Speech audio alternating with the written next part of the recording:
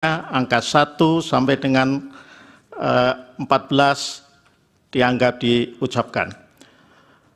Pemohon mengajukan bukti P41, bukti P55, dan seterusnya dianggap diucapkan, serta ahli Fit Adrison, Faisal Basri, dan Antoni Budiawan.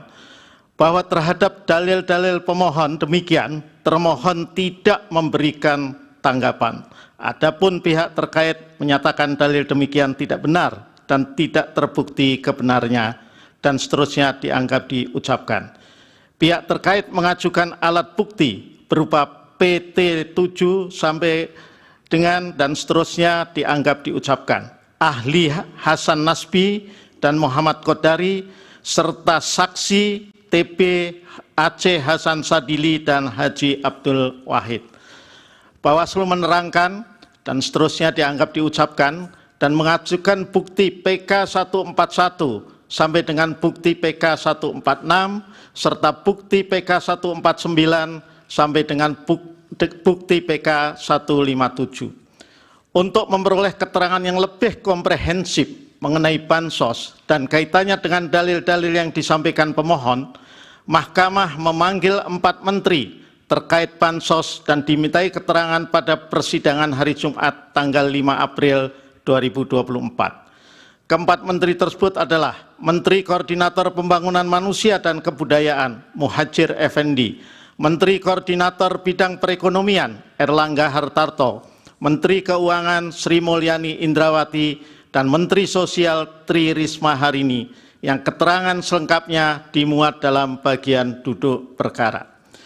Bahwa terhadap dalil pemohon demikian yang tidak dijawab oleh termohon namun dibantah oleh pihak terkait dan Bawaslu beserta alat bukti yang diajukan untuk memperkuat dalil maupun bantahan pihak terkait dan Bawaslu, serta setelah mendengar keterangan 4 menteri terkait, Mahkamah mempertimbangkan sebagai berikut. Bahwa setelah Mahkamah mencermati secara saksama keterangan para pihak, termasuk keterangan para menteri serta dokumen yang diserahkan sebagai data dan atau alat bukti pendukung, Mahkamah menemukan fakta hukum bahwa program bansos yang merupakan bagian dari program perlindungan sosial Perlinsos telah diatur dalam Undang-Undang APBN tahun anggaran 2024, khususnya pasal 8 ayat 2 huruf A dan penjelasannya, serta pasal 20 ayat 1 huruf A beserta penjelasannya. Bunyi pasal selengkapnya dianggap diucapkan. Bahwa Undang-Undang APBN tahun anggaran 2024 sebagaimana diterangkan oleh Menteri Keuangan, perencanaannya telah dimulai sejak Januari 2023, yang kemudian mendapatkan persetujuan bersama antara DPR dengan pemerintah dalam rapat paripurna DPR tanggal 21 September 2023. Vide keterangan Menteri Keuangan Sri Mulyani Indrawati, saksi TPH Aceh Hasan Sadili, saksi Haji Abdul Wahid, dan bukti PT7 sampai dengan bukti PT12B. Dari total belanja 3.325,1 triliun yang direncanakan dalam APBN, sebanyak 496,8 triliun rupiah dianggarkan untuk program Perlinsos yang alokasinya terdiri, dan seterusnya angka 1 sampai dengan angka 3 dianggap diucapkan. Bahwa dari pencermatan Undang-Undang APBN tahun anggaran 2024 tersebut, Mahkamah menilai perencanaan dan distribusi bansos merupakan tindakan yang sah secara hukum legal, karena memang terdapat peraturan perundang-undangan yang melandasinya. Meskipun dengan catatan bahwa sebagian dari peraturan perundang-undangan sebagai turunan undang-undang yang mendasari legalitas bansos notabene adalah peraturan yang dibuat oleh pemerintah, presiden, dan atau pembantunya yang berposisi sebagai pelaksana undang-undang. Bahwa notulasi rapat pembahasan dan keterangan menteri terkait pembahasan program bansos sebagai bagian dari program Perlinsos menunjukkan bahwa program yang dirancang Presiden demikian telah mendapatkan persetujuan DPR sebagai wakil rakyat, sebagaimana prosedurnya diatur dalam pasal 23 ayat 2 Yungto ayat 1 Undang-Undang Dasar 1945 mengenai adanya kecurigaan bahwa terdapat intensi tertentu dalam penyusunan program Perlinsos, Mahkamah tidak dapat mengetahui intensi / niat lain di luar tujuan penyaluran dana Perlinsos sebagaimana yang disampaikan para menteri dalam persidangan, khususnya Menteri Keuangan. Dalam persidangan, Mahkamah juga tidak mendapatkan bukti yang meyakinkan kebenaran dalil pemohon akuo bahwa ada intensi lain selain yang telah ditegaskan oleh Mahkamah tersebut di atas. Terlebih lagi, hal tersebut menyangkut implementasi norma undang-undang, inkasu undang-undang APBN, dan peraturan perundang-undangan yang terkait. Dengan demikian, jika terjadi penyalahgunaan anggaran terkait dengan penyaluran dana Perlinsos, maka menjadi ranah lembaga penegak hukum untuk menindaklanjutinya. Bahwa lebih lanjut dalam kaitannya dengan jangka waktu pelaksanaan program Perlinsos dari perspektif kebijakan publik, penentuan jangka waktu demikian terkait erat dengan tujuan Perlinsos, apakah untuk antisipasi bencana atau untuk mitigasi dampak bencana. Apabila ditujukan sebagai antisipasi, maka sudah pada tempatnya Perlinsos dilaksanakan sebelum terjadinya suatu bencana alam atau pra-peristiwa. Sementara jika bertujuan sebagai mitigasi, maka pelaksanaan Perlinsos dilakukan setelah terjadinya peristiwa atau pasca peristiwa. Dengan demikian, menurut Mahkamah, program Perlinsos memang dapat dan lazim dilakukan sebelum maupun setelah suatu bencana. Bahwa sama halnya dengan intensi perencanaan Perlinsos, Mahkamah pun tidak dapat mengetahui intensi di balik penentuan jangka waktu antisipasi maupun mitigasi tersebut. Instrumen hukum acara di Mahkamah Konstitusi, khususnya hukum acara PHPU, senyatanya tidak memberikan cukup ruang, waktu, serta alat atau sarana untuk mendalami maupun menyelidiki intensi pembuatan suatu kebijakan publik. Bahwa oleh karena itu, terkait dengan penggunaan anggaran atau realisasi APBN terkait dengan Perlinsos atau yang lain, penting bagi Mahkamah untuk menegaskan hal demikian. 1. APBN ditetapkan dalam undang-undang setiap tahun anggaran. Inkasu APBN 2024 ditetapkan dalam Undang-Undang 19 tahun 2023 tentang APBN tahun anggaran 2024. Dan seterusnya, angka 2 sampai dengan angka 10 dianggap diucapkan.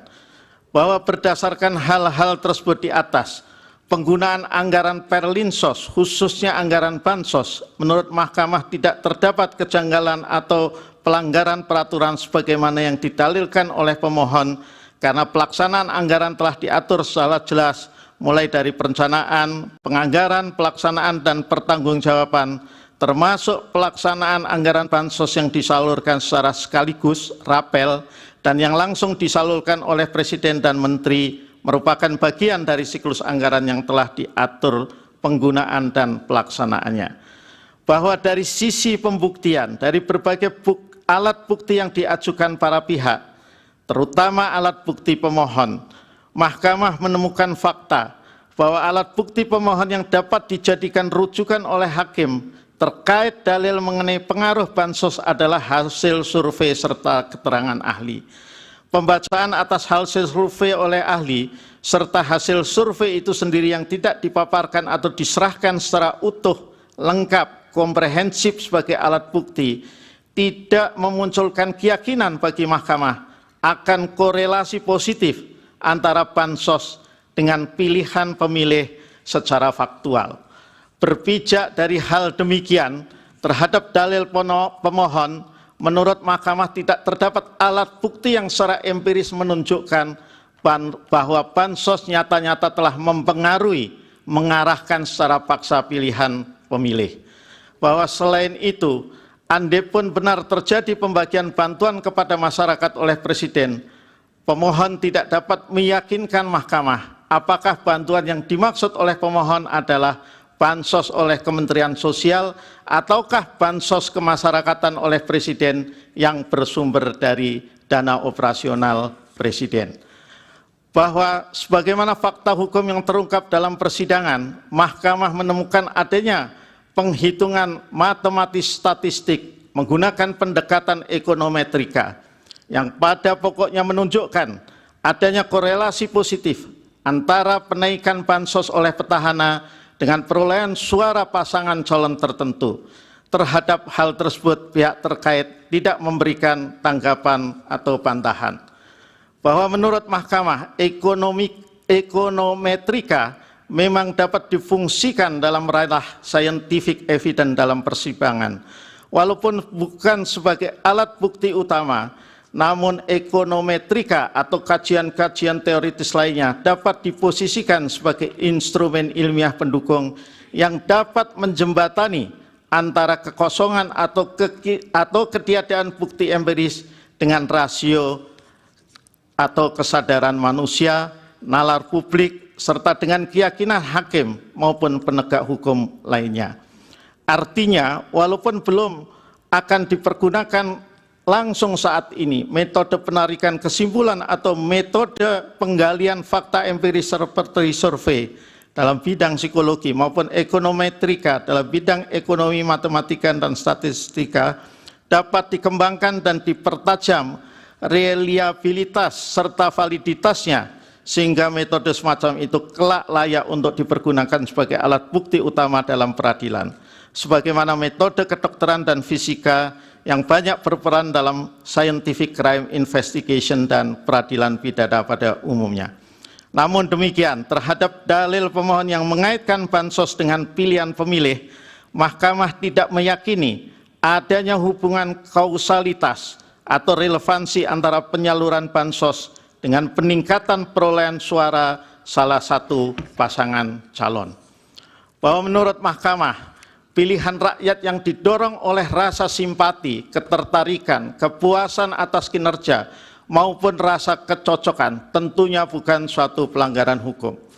Bahkan sistem kepemilian kita mengakomodir kampanye sebagai tahapan resmi, wajib agar rakyat minimal dapat mengetahui siapa calon-calon yang dapat dipilihnya. Bahkan pada level yang ekstrim, kampanye sebagai sarana pengungkapan citra diri dapat menggapai di benak konstituen pemilih suatu titik kecintaan fanatisme kepada kandidat tertentu. Konsep kampanye atau pengenal citra diri yang demikian secara faktual tidak melanggar hukum positif di Indonesia. Bahwa dalam pendekatan doktriner, terutama terkait dengan ilmu politik, terutama terkait psikologi massa, tidak dapat disangkal adanya kaitan korelasi positif antara dukungan endorsement terang-terangan maupun tertutup dari seorang public figure terhadap kontestan peserta pemilu. Korelasi ini antara lain menurut Mahkamah menjadi argumentasi hukum mengapa Undang-Undang Kepemiluan mengakomodir adanya tahapan kampanye serta keberadaan juru kampanye dalam pemilihan umum.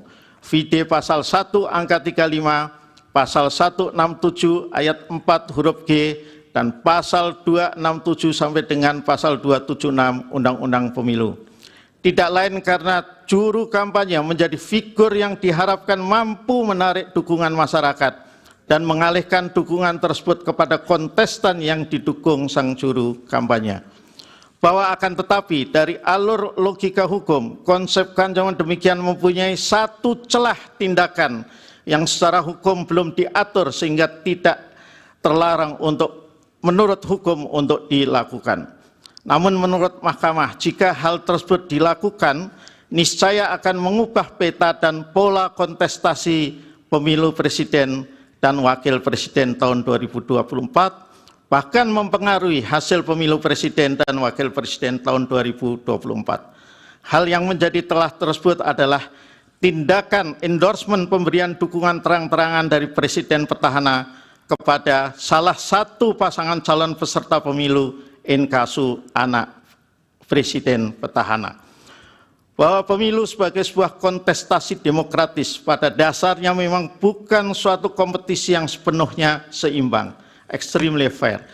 Kompetisi dalam pemilu bersifat asimetris atau tidak berimbang, terutama ketika salah satu kontestan adalah petahana atau siapapun yang sebelumnya pernah menduduki jabatan publik.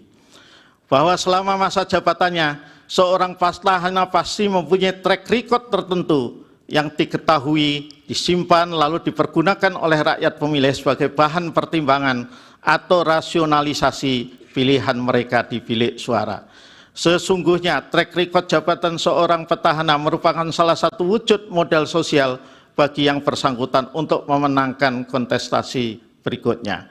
Bahwa sementara kontestan non-petahana harus memulai dari titik nol untuk memperkenalkan diri kepada masyarakat agar dipersepsikan oleh masyarakat sebagai calon yang layak untuk dipilih dalam pemungutan suara. Dalam konteks demikian, manakala seorang petahana yang mempunyai basis dukungan besar tidak mencalonkan diri pada pemilu berikutnya, maka pengalihan citra diri dari petahana bersangkutan kepada pasangan calon tertentu menjadi hal krusial yang dapat mengubah peta dan pola kontestasi, bahkan mempengaruhi hasil pemilu. Bahwa hal demikian pada praktiknya sama seperti seorang juru kampanye yang melakukan tindakannya berusaha melekatkan citra diri sang juru kampanye kepada kandidat kontestan yang didukungnya, sehingga masyarakat penyuka, penggemar juru kampanye memberikan suaranya kepada kandidat yang didukung juru kampanye. Bahwa dari sisi hukum positif mengenai pemilu saat ini, pola komunikasi pemasaran juru kampanye yang melekatkan citra dirinya kepada kandidat atau pasangan calon tertentu bukanlah tindakan yang melanggar hukum. Namun, endorsement atau perlekatan citra diri demikian sebagai bagian dari teknik komunikasi persuasif potensial menjadi masalah etika manakala dilakukan oleh